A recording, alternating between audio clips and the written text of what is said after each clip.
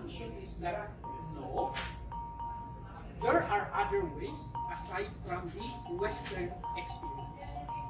So this is postmodernism that we have.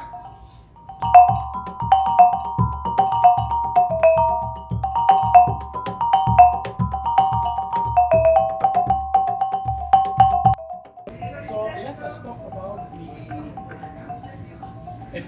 ontology-epistemology matrix of postmodernism.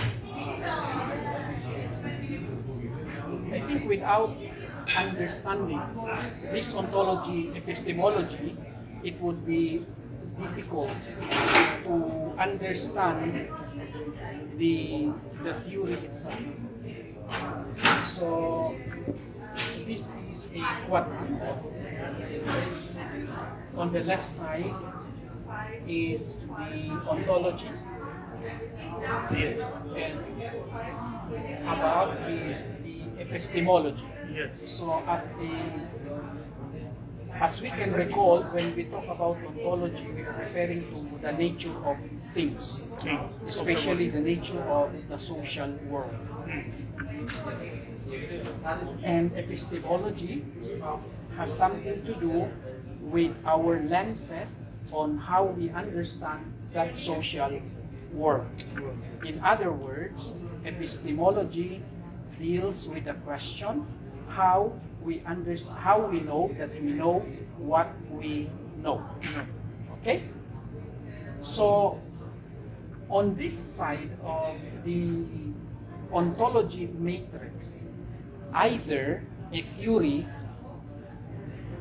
considers that there is an objective social world out there, meaning it is objectivist. And here, another is subjectivist. It means to say that there is no such thing as objective social world, rather that the social world as we see it is based on the interpretation of each and every one of us. It means to say you cannot explain the social world outside a particular discourse. Okay, so here we have the objectivist and we have the subjectivist. So when we say subjectivist, it means to say the social world is a creation of people. Okay, how about on this side of the quadrant, epistemology? On this side of the quadrant, the epistemology quadrant, a theory could be divided into either foundationalist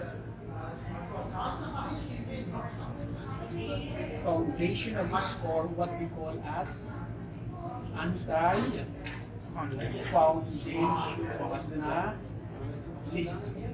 What we mean by foundationalist, it means to say any theory that affirms that we can judge a particular social phenomenon as either true or false because we believe in a particular foundation of judging them.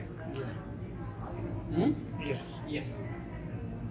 On this part of the quadrant, this epistemology, when we say anti-foundationalist, it means to say that any theory cannot judge a social phenomenon to be true or false simply because there is no such neutral foundation where you can stand to judge.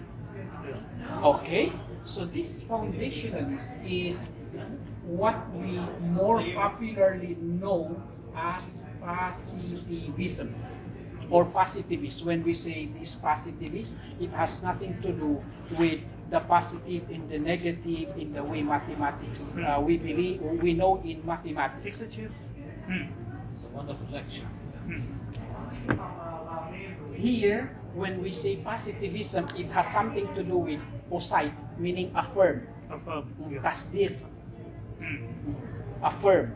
It means to say that theory affirms a particular foundation.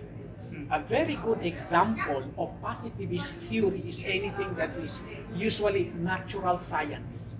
Let's say biology. Usually they say that this is the ultimate truth because they believe that there is a particular foundation for judging a social phenomenon. Okay. Here, this anti-foundationalist is what we more popularly know as post-positivism. It means to say it is beyond affirmation. Here, anti-foundationalist, it means to say that you cannot judge a certain thing outside a particular discourse. It means to say, let's say, this is a chair. This is a chair. Why it is a chair? Because we believe that we have the common construction that the people arrive at the conclusion that this is a chair. But other people with different experience may consider it something different. For example, they may treat it as an idol or something that is sacred, a point of reverence. An airplane, for us, is known as airplane because of a particular common understanding that we have that it is an aircraft, meaning we know what is an airplane. But for primitive people, they may consider the same phenomenon as what? The same phenomenon as a big bird that is worthy of worship. Or something supernatural. Or something supernatural. So, this is post-positivism. Now, with this, we can proceed, we can identify postmodernism. Okay. So, I will identify first where it is located, and then after that we can elaborate. Postmodernism is here.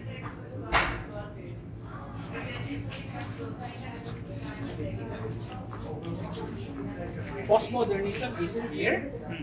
In terms of ontology, postmodernism is subjectivist. Yeah. When we say subjectivist, it means to say it is not possible for a social phenomenon to be understood, rather only to be interpreted.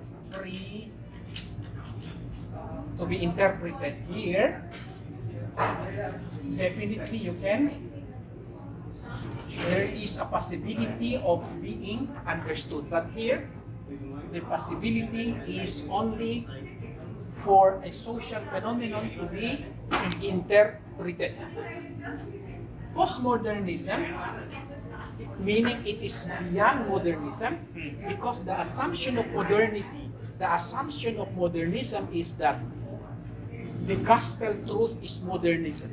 The only way is modernism. If you want technology, the way to achieve it is to re-experience the European experience or the Western experience. The way to know the truth is to experience the Western experience.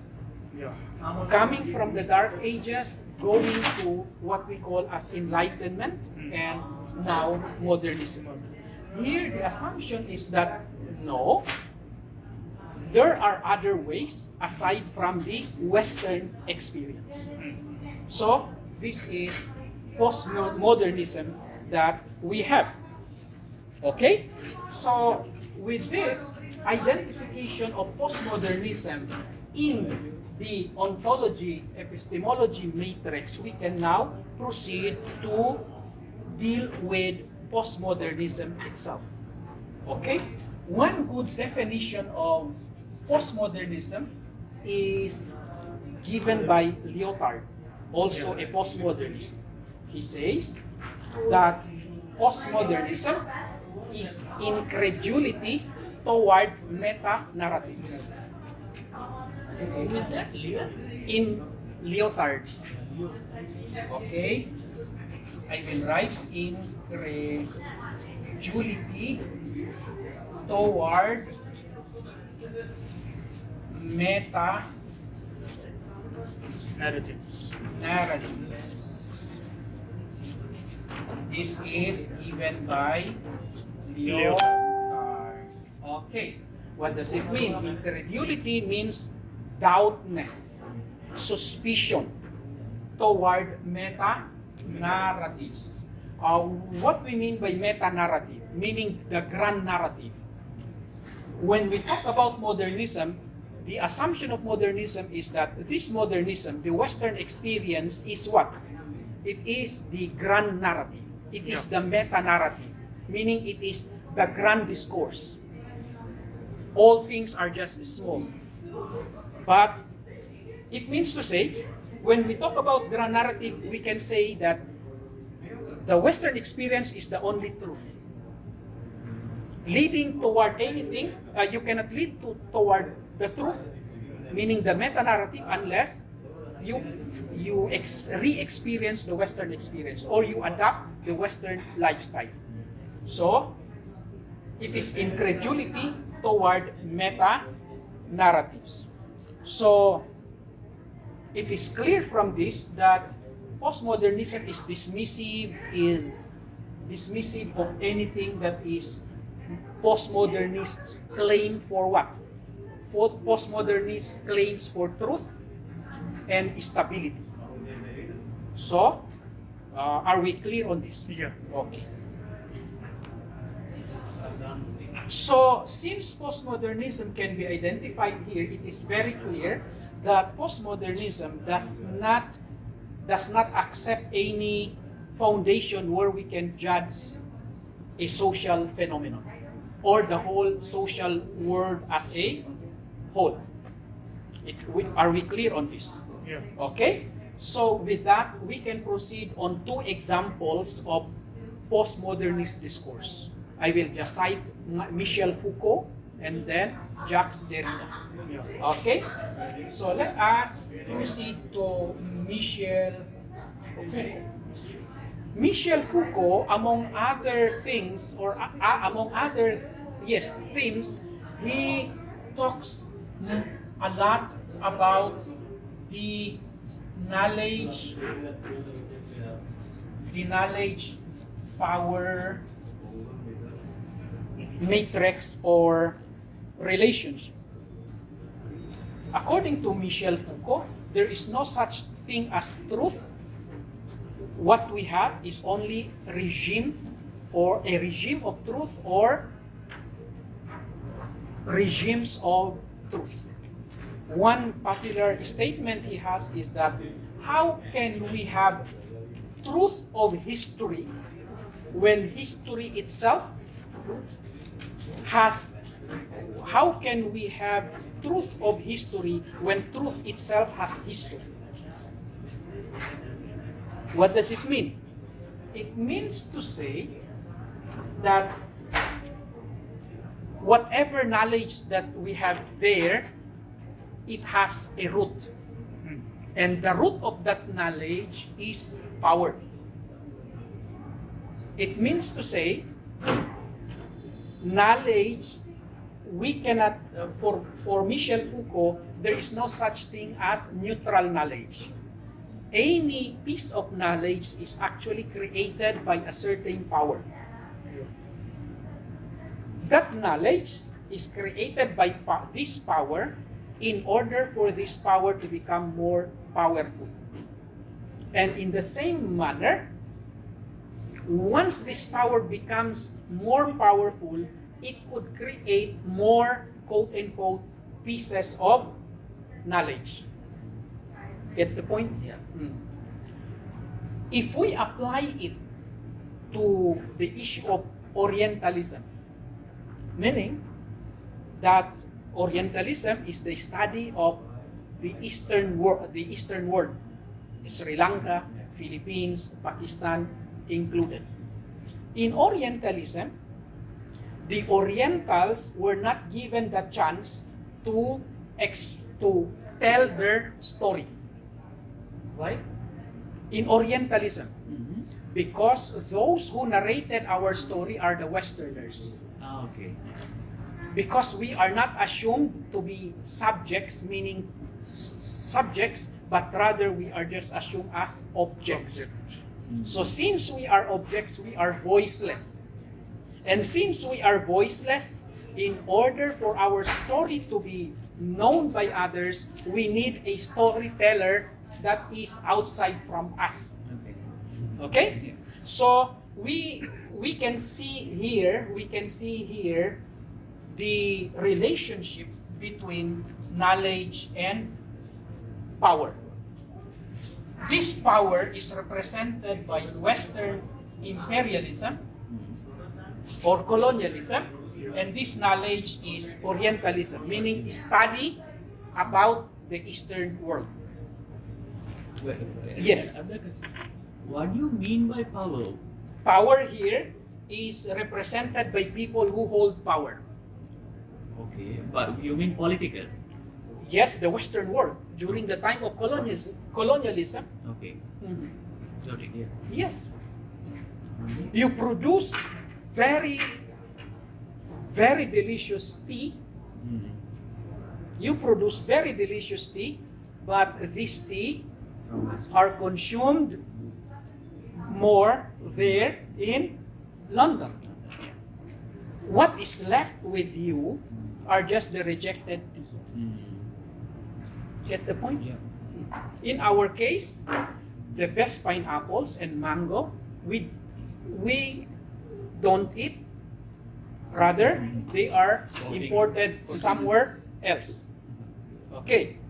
So here, they produce the knowledge about us. What is the knowledge about us? That we are lazy. We are not united. We are not united. We are uneducated. We are illiterate. Blah, blah, blah, blah, blah. Our religion is a representation, or our religions are a representation of irrationality. Okay. When they produce this knowledge about Orientalism, actually, it empowers them more. Right? Yeah, right. Yes. When they are more empowered, they could produce more what we call as pieces of, quote-unquote, pieces of knowledge.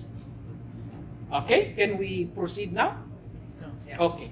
So, since Michel Foucalt dwells on the knowledge power matrix, he has the argument that in order to identify the origins of this, we need to know, he gives an approach what we call as genealogy, meaning we have to check how it comes from, where it comes from, and what are the implications. If you ask a Hindu, what is your religion? Is it Hinduism according to your scriptures? They would say something else. It is not Hinduism. They would say that Hinduism is a misnomer. This is just an example. Okay, so are we clear with Michel Foucalt? We can proceed to Jacques Derrida. Jacques Derrida deals with the hermeneutics of power. For him, textual is the way the social world is constructed. It is textual, meaning that any concept begins with the text, our language, the word that we use. And when we use words, we are not conscious that when we use words, actually those words have values. They have values, and we think that those values are permanent. Right? If a elementary kid would be asked, which do you prefer? White color, white or black? What he would say? Definitely he would say White. white. What you would prefer? Light or dark? Definitely he would say Right. that one. Okay? In our very patriarchal family, when you say male or female, what you would say? It is male. When we have knowledge and ignorance, which do we prefer? Usually, what we prefer is knowledge, right? So according to Derrida, these words actually have values in it, and we assume that they are stable, but in reality, they are not that stable. We just create them to be such. So he gave two approaches on how to identify, how to discover this intertextual play. Meaning, according to Derrida, we have to discover the concepts or structures of language in order to expose the motives behind. Okay? So, without much ado, I would introduce the two approaches. One is what we call as double reading. The other one is what we call as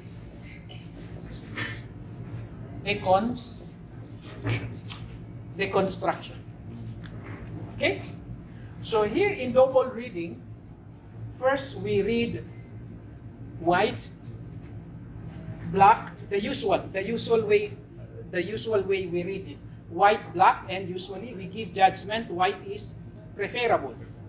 The second reading is we should identify how this white becomes white is given preference, where in fact in reality not in all cases that white is preferable. When the sun is very hot, it is preferable to have a dark skin actually. If your skin is white, actually you have more tendency to suffer from skin cancer. So this is just an example. How about knowledge and ignorance? Usually we prefer knowledge, but in reality, what? There are cases wherein ignorance is preferable. How? Even in Buddhism, what is the source of suffering? I'm asking how it's come. Okay. Yes. Even in Buddhism, what is the source of suffering? It is desire. It is desire. If you become ignorant of those desires, always you have the bliss. Always you have the peace. Right? So it is in this context that they say ignorance is bliss. So it means to say knowledge per se vis-a-vis ignorance does not mean that it is always preferable. If you become knowledgeable of something that is destructive to the world, it is better not to have that knowledge.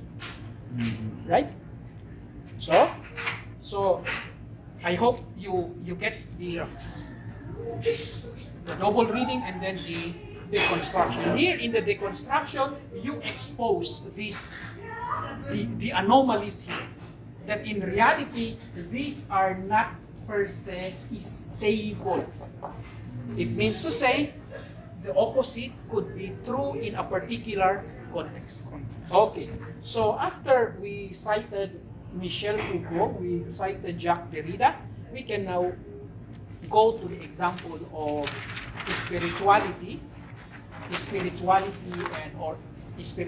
and postmodernism, in particular in Islam, for example. Okay, so since my field is international relations, we can cite, for example, the case of what? The case of the nation-state system. In the world that we have now, the assumption in international relations is that these relations among nations, we have basic units. What are the basic units? What we call as nation-states.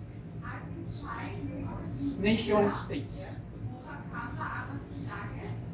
Nation-state, nation-state, nation-state, nation-state, nation-state, nation-state, nation-state, nation-state. Okay? The assumption in international relations is that in the world now, although we have United Nations organization, but in reality we have no supra-government. Right? Yeah. We have no supra-government. Only within each nation that we have a government. Only in each nation that we have a government. It means to say only within the nation state that we have stability, we have rule of law. Outside, what we have is anarchy, meaning the absence of government, the absence of law. Okay? Yeah. This knowledge is modernism. This knowledge is the truth for modernism, because this is the Western experience. Okay? Yeah. So just give an example in the case of your concern of the study in Islam. One example is the case of the Islamic Republic of Iran. Yeah. In the Islamic Republic of Iran, it is grounded on the notion of the nation state, yes, but it does not end there. For the Islamic Republic, that is not the be-all, end-all of the international system. There would be something else. And this something else could be an alternative system which is outside anarchy. And we can cite so many others. For example, in the naming of the country itself, Islamic Republic. This republic represents the element of acceptability, meaning it acknowledges that the acceptability of the people is very important, meaning that if you believe this is the way, you have no justification to force the people of this way, meaning the people have to approve that system. And the word Islamic in the name represents the ideal, represents the what? It represents the possible meta-narrative or metanarratives that would be created, or a narrative, I should say, that is outside the Western experience. So with this, I would like to entertain your question.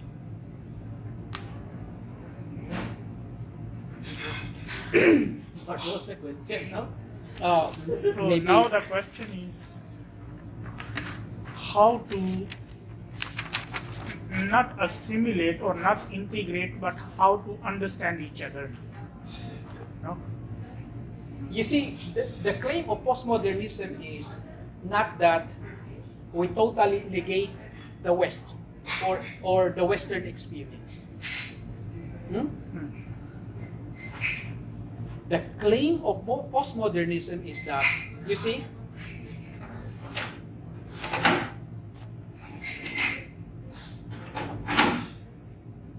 this is the destination. This is our starting point. The claim of modernism is that the way toward the destiny is this way. That way is what we call as metanarrative. Yes. The grand narrative. Postmodernism says that no. There may be other ways. There may be other ways. What postmodernism is negating, meaning does not want or dismisses, is the claim that this is the only way. There may be other ways, perhaps even better than this. Yes. So that is the only thing that he wants, that it wants to affirm. No. If you claim metanarrative, excuse me. There may be hundreds of narratives. So that's it. So what else? Like established religions, like Abrahamic religions, no? Okay. They feel in that scenario, they feel like threatened and insecure. What do you say about that? It is like this. For example, I will give you the example. Yes. Very common example. Yes. Islam is the best religion. There is no salvation outside Christianity. That's it. No. So, for example, Yes, only. Yes, that's it. Okay, let me approach it from a secular point of view.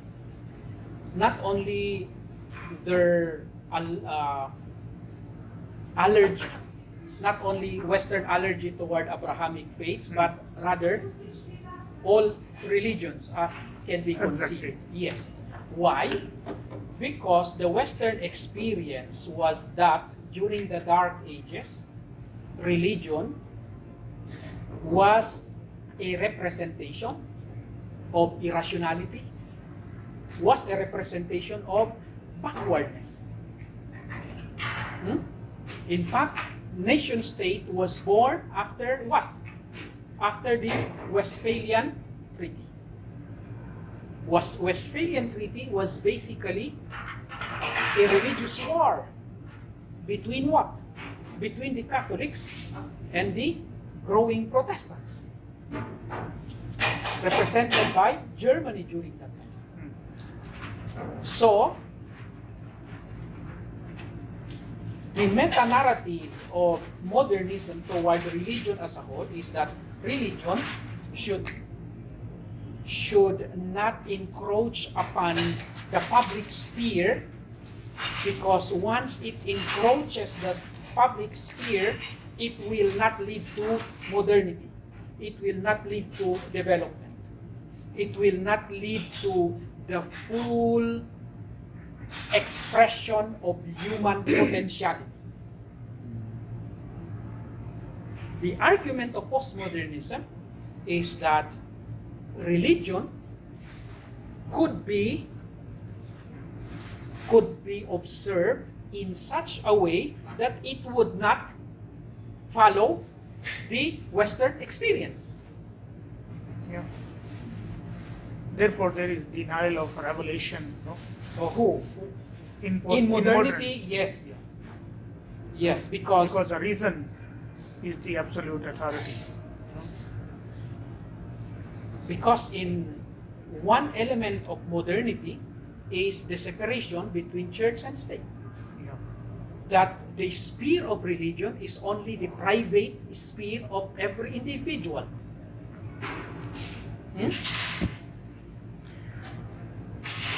So in this scenario, would you think or explain, or you think that there are challenges to the religion, for example, to Christianity or to Islam? Very much. Very much. You see? Very much. Oh, no more. Can you start? Very much. You see? Can we indicate few? Yes. This, I think, this one is more than enough. Yeah. Modernism or modernity, what is the most illustrious manifestation? Secularism. Right. Secularism actually exactly what? Clashes with our concept of religion. Here, secularism has no affirmation of something that is sacred. Yes. There is no such thing as affirmation of something that is sacred. One element of secularism, a very strong element of secularism is humanism. Humanism,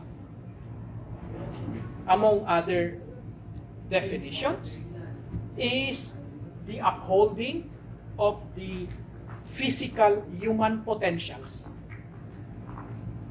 What you can see in me, the physical me, is the whole truth of me.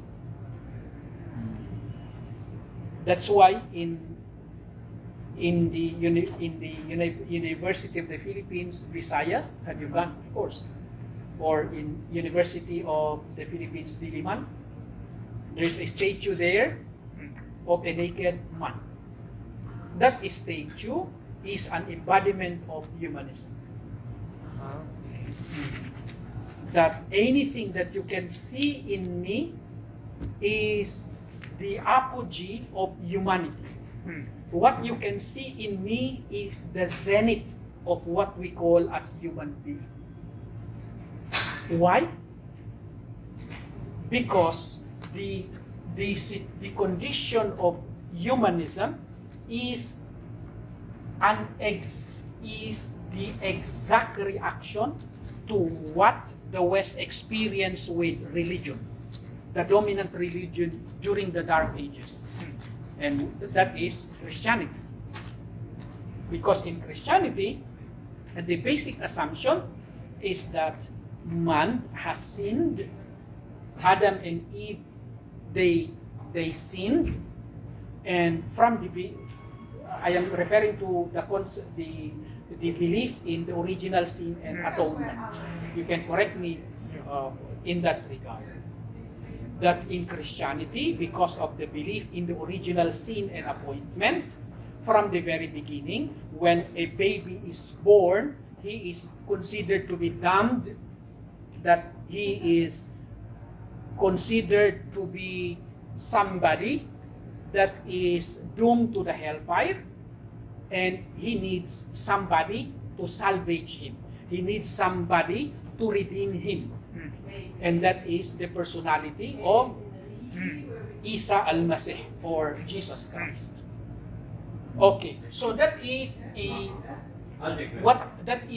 violent reaction to that belief. That's why it's a matter of, you see, a rubber band, when you stretch is much, it would go to that direction.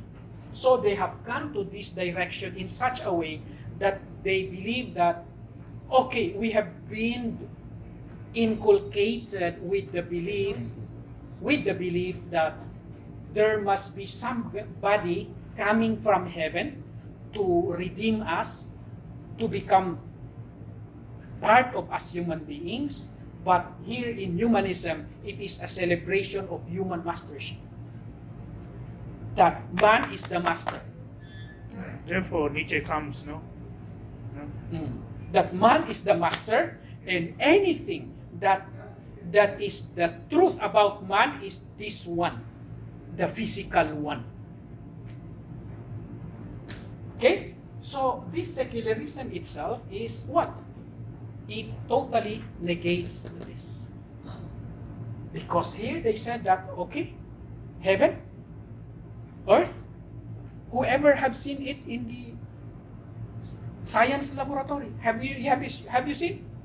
Have you seen God in the microscope or in the telescope?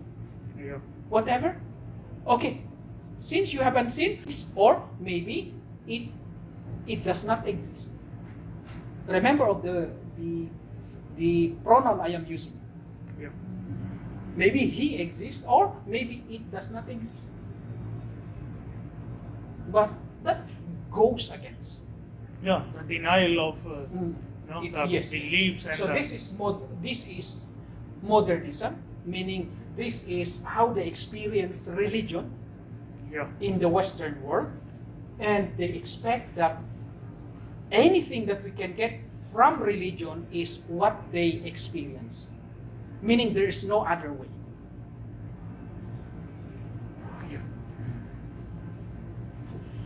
Just to give other examples, especially on the talking about sociology of religion. Many sociologists, they are saying that religion is only meant for the people who are ignorant, are only meant for people who are, let's say, blind follower, are meant for the people who are weak. We can think of something, we can present something that is opposite of that. We can cite the prophets. For example, the Abrahamic prophets. These prophets, the Buddha, for example, were embodiments of strong will and determination. For example, 1845 on the first floor in Matterhorn. First floor now. Oh, first floor. For the cultural performances. Okay. And then we go for dinner. Okay? Okay, 1845 1845. on first floor. Okay, thank you so much. What is the time now? 6. Okay, so we have still 1845. So we have few minutes. Huh? Because 1845 is 6:45, huh? 6 o'clock. Okay. So So now there are two things. first floor, huh? They said. First floor. Now there are two things. If that is the scenario, there is a reaction. Those who believe in religion, no, like me and you. So you need to address those reactions. Plus, how to respond. Okay, let me finish on what I have said. Here in secularism, here in modernity, especially when they deal with the sociology of religion, many sociologists are saying that, okay, religion is a man-made ritual for the people who are weak, who are irrational, who believe in the myth. Along that line, we can present a different narrative. For example, we can say that no, religious personalities are actually men of strong determination. Let me cite the case of Siddhartha Gautama. Not all people or individuals living a princely life had the courage to wander and go out when he was searching for nirvana. Am I right? Yeah. He left his princely life. He was inside the palace. He was unaware of suffering, and then he went out. It needs an amount of courage and will to wander. And then, after he attained nirvana, what did Siddhartha Gautama did? Did he just return to his family and then say, okay, it's okay. Now I attained enlightenment or inner peace, and then that is enough. Maybe I would just go to my family members and then teach them how? No. After attaining enlightenment or salvation, he was not contented. He took another challenge, and that challenge is to return back to the society. It needs an enough amount of courage to do that. Because just imagine how he would be ostracized by the people. Here comes a man, a princely man, and now there must be something that is happening in his head, the people would say. But he did not mind all those. It means to say, Siddhartha Gautama is a manifestation of a man having strong determination. How about Prophet Noah? We studied in children's books. He was a carpenter by profession. God instructed him to construct a big ark on top of a hill. You cannot imagine every day his neighbors, the people around him, was mocking at him. He was a source of mockery. Here comes an old man, a carpenter, and he get mad. He was constructing an ark, blah, blah, blah. So, this is an example of how we could practice religion, or how we could experience religion, or how we could lead a religious life outside the Western experience. And that is the reaction that you are referring to. Reaction in the sense that, okay, I am sorry, we cannot accept your meta-definition of religion. And we cannot also accept your meta-experience of religion. Because we are having a different... As you explain in terms of Buddha, Siddhartha Gautama, even for example Rumi, Rumi also preferred like insane kamil, Later some of the Islamic scholars, they developed like Iqbal, Actually, the concept of insanul kamil is not coming from Rumi, from the Prophet himself. Exactly, Yes. Yes. But he highlighted He very highlighted much certain things and he explained it in a very elegant manner. Yeah. In a very elegant manner. Aside from Rumi, among others, let's say... Of course, like later Iqbal, he will go for Marde Kamil. No?